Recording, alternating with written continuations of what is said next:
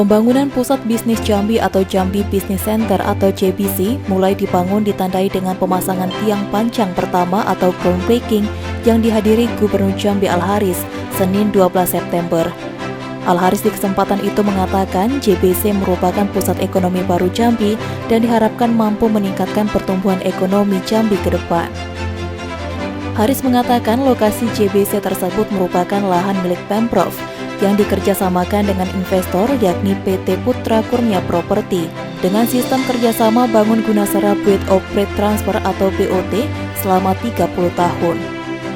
Tujuannya adalah agar kita ingin bahwa pertumbuhan ekonomi Jambi makin baik dengan sediakannya banyak layanan seperti ini. Saya kira ini juga mampu menyerap banyak tenaga kerja nanti. Yang kedua, tentu ini juga menjadi objek baru bagi warga Kota Jambi.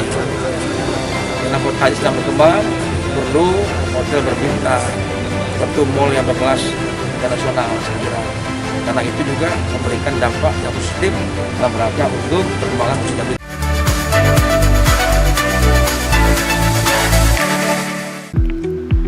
Presiden Joko Widodo telah menandatangani Instruksi Presiden Nomor 7 Tahun 2022 tentang penggunaan kendaraan listrik menjadi kendaraan dinas instansi pemerintah pusat dan daerah. Di mana melalui Inpres tersebut, Presiden Jokowi memerintahkan agar setiap menteri hingga kepala daerah untuk mendukung percepatan pelaksanaan penggunaan kendaraan listrik, serta menginstruksikan penyusunan alokasi anggaran untuk mendukung program tersebut.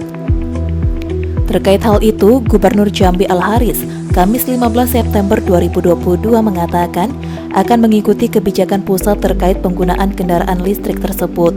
Namun hal tersebut kembali kepada kemampuan keuangan daerah.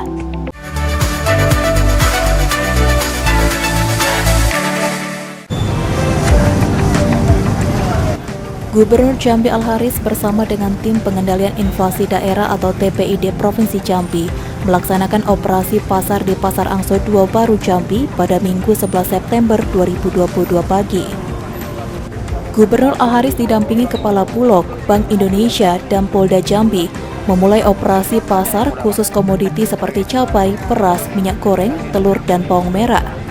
Dikatakan oleh Gubernur bahwa untuk harga cabai saat ini sudah di angka Rp55.000 per kilogram.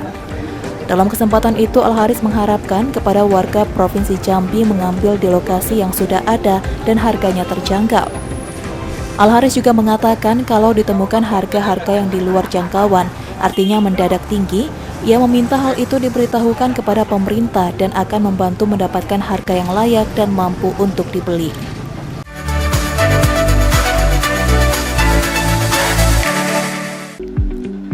Gubernur Jambi Al-Haris membuka rapat koordinasi tim pembina Samsat dalam rangka peningkatan kinerja kesamsatan semester 1 tahun 2022 di salah satu hotel di Kota Jambi, Selasa 27 September 2022. Dalam rakor yang dihadiri seluruh pegawai Samsat seprovinsi Jambi, Korlantas dan Jasa Raharja itu, Al-Haris mewanti-wanti petugas Samsat untuk tidak bermain-main dalam hal memberikan pelayanan kepada masyarakat.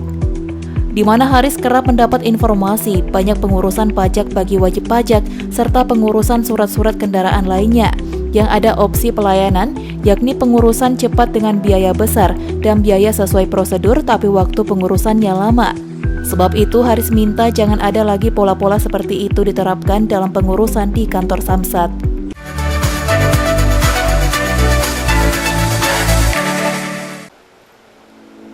Wakil Gubernur Jambi Abdullah Sani menyerahkan secara simbolis 1.500 paket sembako kepada masyarakat dan pegawai honorer di kantor industri jasa keuangan di Jambi, serta pegawai honorer di Pemprov Jambi, Senin 26 September. Abdullah Sani mengatakan bantuan paket sembako merupakan bentuk perhatian pemerintah dan industri jasa keuangan dalam upaya meringankan beban masyarakat yang terdampak kenaikan harga BBM, serta upaya menekan laju inflasi. Wagub mengapresiasi bantuan yang diberikan industri jasa keuangan Provinsi Jambi dan berharap diikuti perusahaan BUMD atau perusahaan swasta dalam upaya meringankan beban masyarakat. Menurut Kepala OJK ini adalah 1.500-an lebih, tapi hari ini ada semacam simbolis. Demikian mudah-mudahan ini akan dapat dimanfaatkan oleh saudara-saudara kita Dan intinya adalah mudah-mudahan akan mewujudkan kebersamaan kita semuanya tanpa kecuali masyarakat, pemerintah Jambi, ya, stakeholder semua yang ada kaitannya untuk bagaimana, intinya bagaimana mudah-mudahan masyarakat Jambi semakin sejahtera.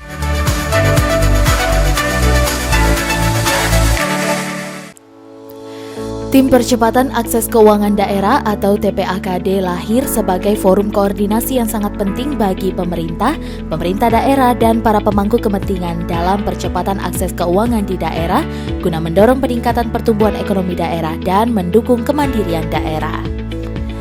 Hal itu disampaikan oleh Wakil Gubernur Jambi Abdullah Sani saat membuka kegiatan Rapat Koordinasi Daerah atau Rakorda Tim Percepatan Akses Keuangan Daerah atau TPAKD Seprovinsi Jambi tahun 2022 yang berlangsung di Ballroom Gedung Mahligai 9 Bank Jambi Senin 5 September 2022. Abdullah Sani mengatakan akses keuangan merupakan hak dasar bagi seluruh masyarakat dan memiliki peran penting dalam meningkatkan taraf hidup masyarakat. Dalam berbagai forum kebijakan publik, isu akses keuangan sering dikaitkan dengan upaya untuk mendorong UMKM dan sektor produktif. Lebih lanjut, Wakil Gubernur menuturkan bahwa TPAKD telah menjadi motor penggerak penguatan ekosistem perekonomian daerah melalui peningkatan akses keuangan. Tidak dapat dipungkiri, kondisi pandemi COVID-19 yang terjadi saat ini juga telah membuat keberadaan TPAKD menjadi sangat penting, khususnya dalam rangka mendukung pemulihan ekonomi daerah.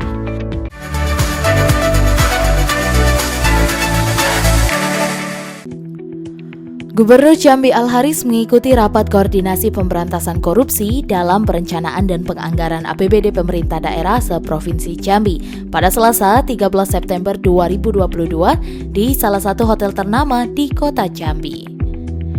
Pada kesempatan tersebut, Al-Haris bersama Bupati dan Wali Kota Seprovinsi Jambi menandatangani komitmen bersama anti korupsi, anti gratifikasi, anti pungli, anti suap dalam perencanaan dan penganggaran APBD Provinsi Kabupaten Kota di Provinsi Jambi. Al-Haris menuturkan rakor ini merupakan salah satu bagian dari upaya untuk meningkatkan efektivitas, efisiensi, dan akuntabilitas dalam perencanaan dan pelaksanaan program pembangunan, yang selanjutnya akan meningkatkan kualitas penyelenggaraan pemerintahan dan pelayanan publik khususnya di Provinsi Jambi. Dalam kesempatannya, Al-Haris mengucapkan terima kasih kepada pimpinan beserta jajaran Komisi Pemberantasan Korupsi Republik Indonesia atas berbagai arahan dan supervisi dalam pemberantasan korupsi, terutama dengan penekanan pada aspek pencegahan atau preventif. Hal tersebut tentu sangat bermanfaat dalam upaya melaksanakan pembangunan di Provinsi Jambi, dan ia sangat mendukung upaya KPK RI dalam melakukan sinergi dengan semua stakeholder guna memberantas korupsi di Provinsi Jambi.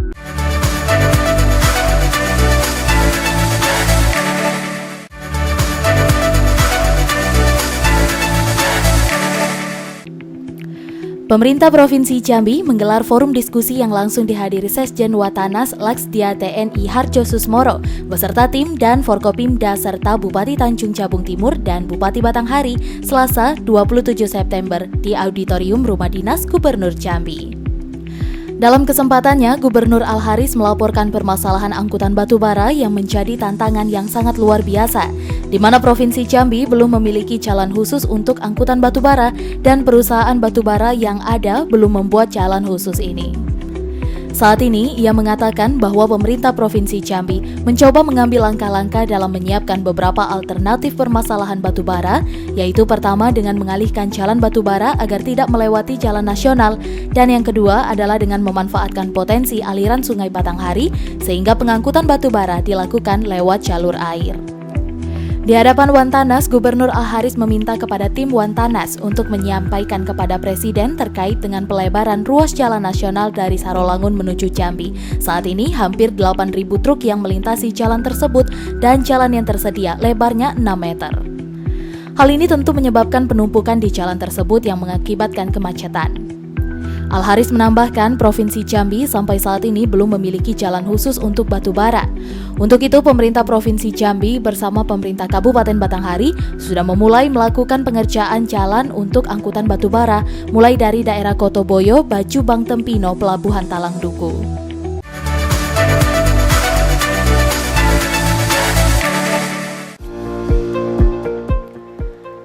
Wakil Gubernur Jambi Abdullah Sani Selasa 20 September pagi menghadiri rapat paripurna dalam rangka penyampaian tanggapan dan jawaban Gubernur terhadap pemandangan umum fraksi-fraksi atas Ranperda tentang perubahan APBD Provinsi Jambi tahun anggaran 2022. Rapat tersebut dipimpin langsung oleh Wakil Ketua DPRD Provinsi Jambi Faizal Riza, didampingi Burhanuddin Mahir beserta anggota Dewan dan seluruh Kepala OPD Lingkup Pemprov Jambi. Pada kesempatan itu, Wagub Abdullah Sani menjawab pertanyaan serta masukan fraksi Dewan tentang upaya yang akan dilakukan untuk pemenuhan target pendapatan dalam waktu yang tersisa. Ia jelaskan bahwa pemerintah Provinsi Jambi melalui BPKPD akan melakukan rapat evaluasi tentang penerimaan sampai dengan triwulan ketiga dan mengoptimalkan peran dan fungsi perangkat daerah terkait sebagai pemungut retribusi daerah dan juga pajak daerah. Sementara untuk percepatan realisasi dana transfer dilakukan dengan pemenuhan syarat-syarat administrasi sesuai dengan ketentuan penyaluran dana transfer pemerintah kepada daerah. Terkait pembangunan jembatan Kelok Sago, Sani menjelaskan bahwa dengan mempertimbangkan ketersediaan waktu yang pendek, maka kekurangan anggaran memang tidak dialokasikan pada perubahan APBD tahun anggaran 2022. Namun akan dialokasikan pada APBD tahun anggaran 2023. Sementara jalan alternatif Kotoboyo Kilangan Kabupaten Batanghari, disampaikan Sani bahwa jalan ini akan digunakan sebagai jalan umum untuk mengurai kemacetan yang terjadi karena angkutan batubara dan telah menimbulkan banyak permasalahan. Saat ini ruas jalan tersebut masih non-status, namun akan diusulkan menjadi jalan provinsi. Terhadap penghasilan pegawai honorer pada tahun 2022 ini, pemerintah Provinsi Jambi telah menaikkan honornya menjadi Rp1,5 juta per bulan dari Rp1,35 juta pada tahun-tahun sebelumnya. Kedepan, sesuai dengan aturan yang berlaku, Pemprov akan mendorong pegawai honorer untuk menjadi P3K sehingga mendapatkan penghasilan yang lebih baik.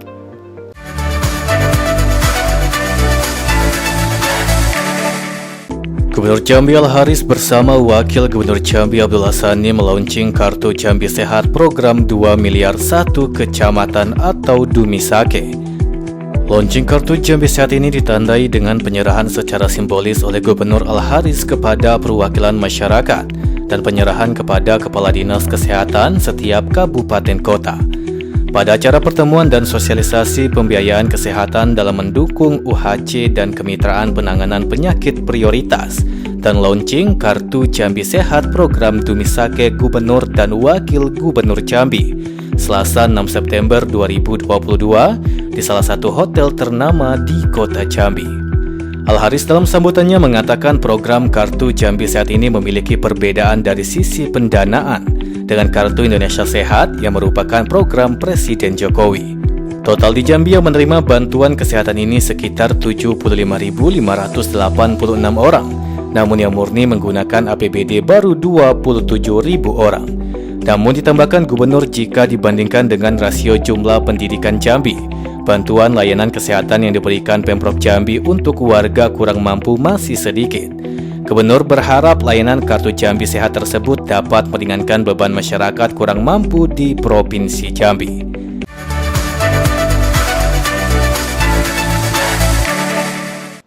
Wakil Menteri Kesehatan Wamenkes RI, Dante Saxono Harbuwono didampingi Gubernur Jambi Al-Haris meresmikan Gedung Geraha Utama Masjun Sofwan RSUD Raden Matahir Jambi Selasa 6 September 2022. Di Gedung Geraha RSUD Raden Matahir Jambi itu, saat ini tersedia 18 poliklinik, 42 kamar, dan tersedia kamar Presiden Suite serta layanan medical check-up terbaik. Wamenkes RI Dante Saxono Harbuwono usai meninjau Gedung Geraha Utama Masjun Sofwan RSUD Raden Matahir Jambi mengatakan kondisi gedung sangat baik dan berharap rumah sakit itu menjadi rumah sakit paripurna. Wamenkes minta masyarakat Jambi untuk tidak lagi berobat ke luar negeri dan memanfaatkan layanan kesehatan di rumah sakit plat merah tersebut karena fasilitasnya lengkap. Ia juga menyampaikan harapannya agar dalam waktu dekat, Geraha Masjun Sofwan ini dapat segera beroperasi dan melayani masyarakat Jambi pada umumnya.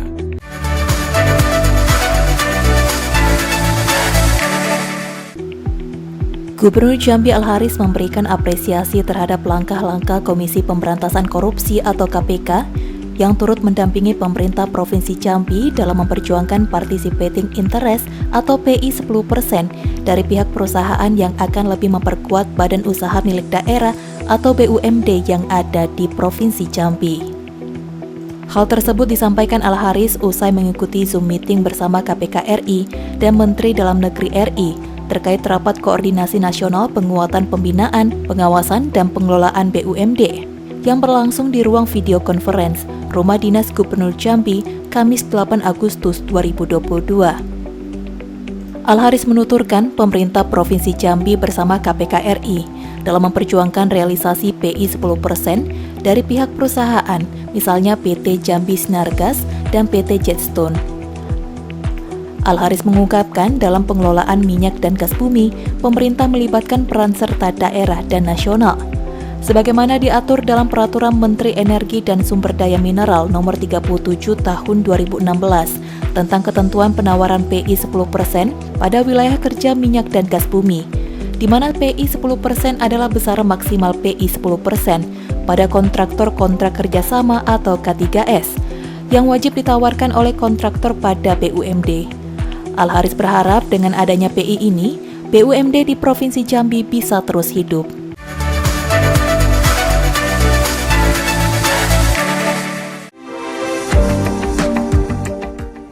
Gubernur Jambi Al-Haris menyampaikan bahwa kegiatan olahraga yang begitu banyak, pembinaan yang dilakukan KONI Provinsi Jambi tidak akan dapat direalisasikan dengan anggaran yang minim. Al-Haris juga sudah sampaikan kepada tim anggaran, baik itu dari Pemda maupun tim anggaran DPRD, bahwa untuk KONI anggarannya ditambah, karena hitungannya mulai dari event Porprov, Porwil, Prapon, dan PON tidak mungkin kurang dari 20 miliar rupiah. Namun jika anggaran KONI masih seperti sebelumnya, kata Al-Haris, berarti akan ada event olahraga ke depan yang tidak dapat direalisasikan. Ia menegaskan bahwa pelaksanaan kegiatan atau event olahraga bukan menjadi tupoksi dari Dispora, namun hal tersebut menjadi kewenangan KONI Provinsi Jambi.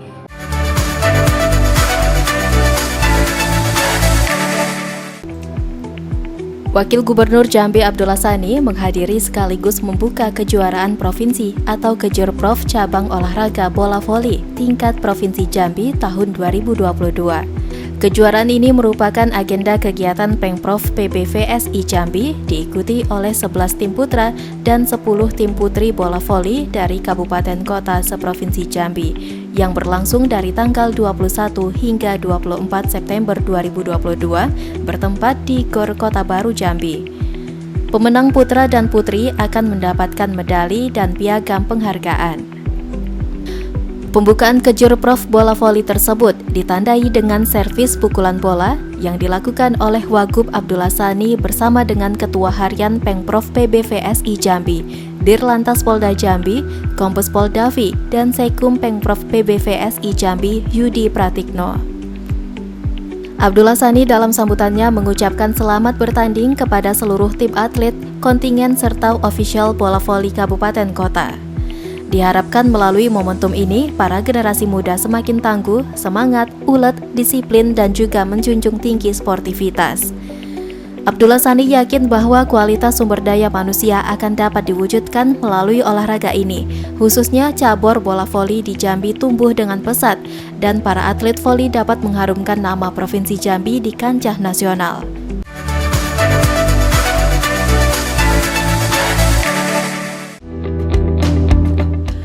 Gubernur Jambi Al-Haris mendampingi kunjungan kerja Menteri Investasi Kepala Badan Koordinasi Penanaman Modal atau BKPM Bahlil Lahadalia dalam rangka memberikan kuliah umum kepada mahasiswa Universitas Jambi Rabu 7 September 2022. Dalam kuliah umum bertajuk Startup Millennials itu, Bahlil menyerukan mahasiswa Universitas Jambi untuk menjadi pengusaha dan berinvestasi, atau tidak hanya berpikir untuk menjadi seorang pegawai negeri sipil atau karyawan biasa. Apalagi penerimaan PNS, pegawai BUMN ataupun TNI Polri di setiap tahunnya terbatas. Menurut Bahlil, untuk menjadi seorang pengusaha saat ini sangat mudah, apalagi untuk mendapatkan perizinan usaha dari pemerintah juga sudah dipermudah. Sebab itu, lanjutnya, peluang untuk menjadi pengusaha itu sangat besar. Apalagi saat ini jumlah pengusaha di Indonesia baru 3,6%.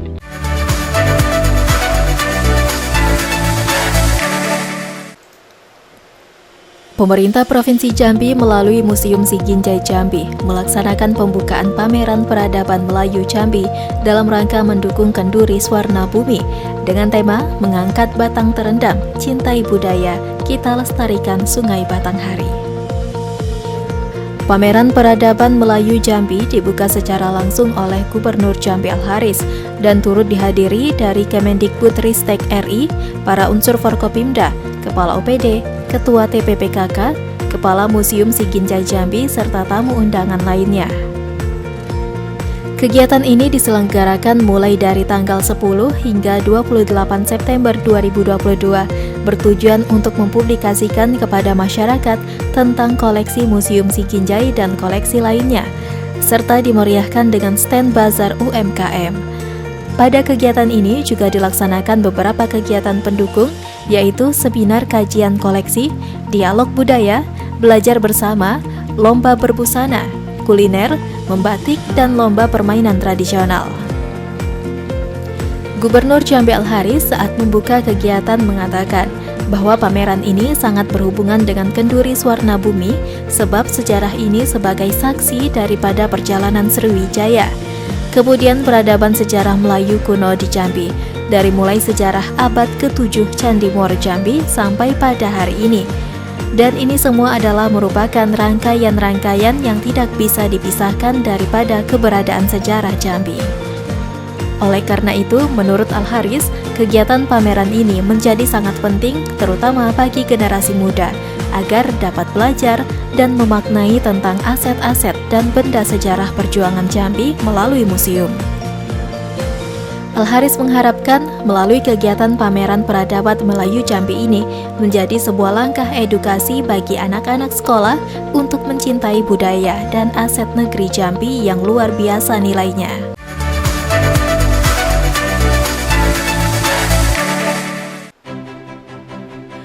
Pemerintah Provinsi Jambi melalui Dinas Tenaga Kerja dan Transmigrasi membuka pameran Bursa Kerja atau Job Fair secara virtual.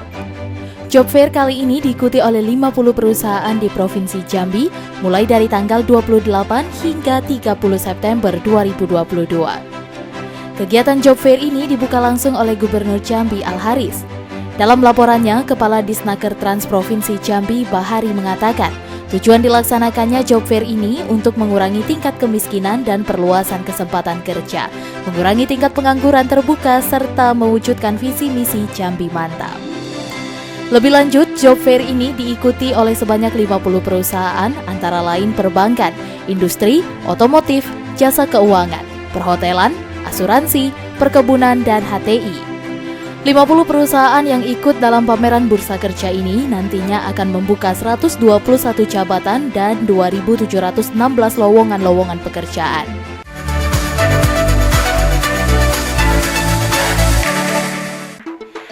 Gerakan Cinta Batik Jambi dalam rangka memperingati Hari Batik Nasional tahun 2022 di tingkat Provinsi Jambi adalah upaya melestarikan kerajinan batik, khususnya batik Jambi di seluruh kabupaten kota, di mana sebagian besar dikerjakan oleh home industry atau industri rumah tangga oleh pelaku-pelaku UMKM. Pemerintah Provinsi Jambi dalam hal ini mengadakan beberapa rangkaian kegiatan yang digelar dari tanggal 29 September hingga 2 Oktober 2022, bertempat di seputaran kantor Gubernur Jambi, diantaranya Parade Batik Jambi oleh OPD di lingkup Pemprov Jambi, Fashion Show, Pameran Batik Kuno Jambi, gelar produk UMKM, pasar murah, dan vaksinasi booster. Serta yang paling utama adalah pemecahan rekor muri dan rekor dunia berbusana batik Jambi bagi ASN seprovinsi Jambi. Hadir dalam kegiatan tersebut Ketua Dekranasda Provinsi Jambi Hesni Darharis, Wakil Ketua Dekranasda Iin Kurniasi Sudirman, Asisten 1 Pemerintahan Kesejahteraan Rakyat Apani Saharudin, Kepala Biro Perekonomian dan Sumber Daya Alam sekaligus Ketua Koordinator Kegiatan Johansyah, beserta pejabat dan Kepala OPD di lingkup Pemprov Jambi. Pemecahan rekor muri ini melibatkan seluruh ASN di Provinsi Jambi maupun di kabupaten kota di Provinsi Jambi. Customer Relation Manager MURI, Lutfi Syah Pradana mencatat sebanyak 10.516 ASN dari provinsi dan kabupaten kota ikut serta dalam Parade Batik Jambi yang dilaksanakan hari ini.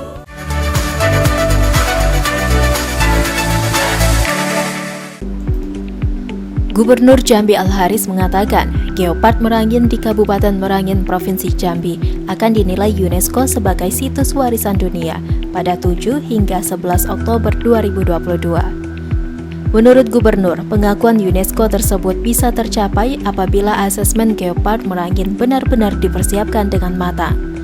Gubernur juga mengingatkan agar semua pihak yang terlibat untuk belajar pada pengalaman di mana Geopark Merangin pernah dinilai UNESCO tahun 2012 lalu, namun gagal masuk warisan dunia.